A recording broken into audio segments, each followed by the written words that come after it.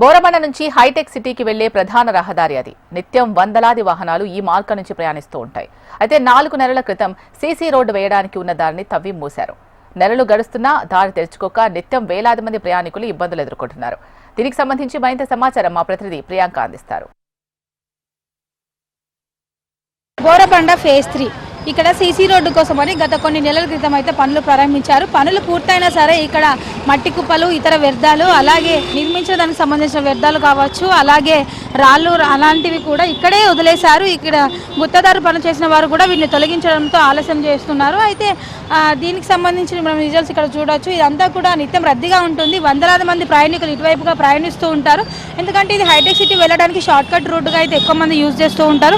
Hitech కారిడార్కి వెళ్ళేవారు కావచ్చు, కార్మికులు కావచ్చు, ఇక్కడ నిత్యం చాలా మంది కూడా ఇదే రోడ్ని అదే షార్ట్ కట్గా తీసుకొని ప్రయాణిస్తూ ఉంటారు. అయితే ఇప్పుడు ఈ దారి అంతా కూడా ఇలా మట్టి కుప్పలతో క్లోజ్ ఉండడంతో ఇటువైపుగా వెళ్ళేవారంతా కూడా తీవ్ర ఇబ్బందులు ఎదుర్కోవాల్సిన పరిస్థితి ఉంది.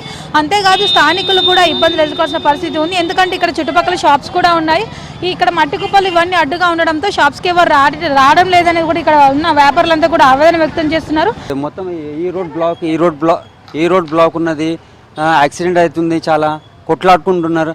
ఓపెన్ అయితే లేదు, ఓపెన్ చేస్తలేరు, అసలు పబ్లికే ఓపెన్ చేసుకున్నారు. ఇది రన్నింగ్ హైటెక్ రోడ్ ఉన్నది, హైవే రోడ్డు, చాలా ప్రాబ్లం అవుతుంది. ఇది అసలు ఎంత చెప్తే ఓపెన్ చేస్తలేరు. 5 months అయిపోయింది రోడ్డు పని అయిపోయి, ఒక 3 months అయిపోయింది. ఇది 2.5-3 months అయిపోయింది. తీస్తలేరు వాళ్ళు. ఎందుకంటే నాకు పేమెంట్ రాలేదు, నేను తీస్తలేను అని చెప్పేస్తున్నారు. మొత్తం రోడ్ బ్లాక్ చేస్తున్నారు. ఒకటి రోడ్ కాదు, 3-4 రోడ్ బ్లాక్ అయిపోయింది. ఇది ఈ సైడ్ రోడ్ ఉంది కదా, ఇక్కడ నుంచి ఇక్కడ దాకా అది 3 months అవుతుంది.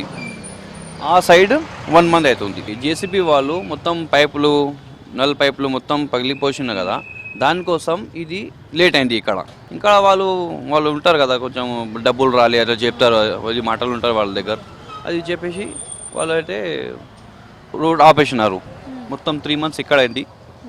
అక్కడికి 1 month అయితేమో 4 months, మినిమం 4 months అయింది. ఇది చాలా ప్రాబ్లం అవుతుంది. ఇది కస్టమర్స్ కూడా వస్తలేరు షాప్స్కి.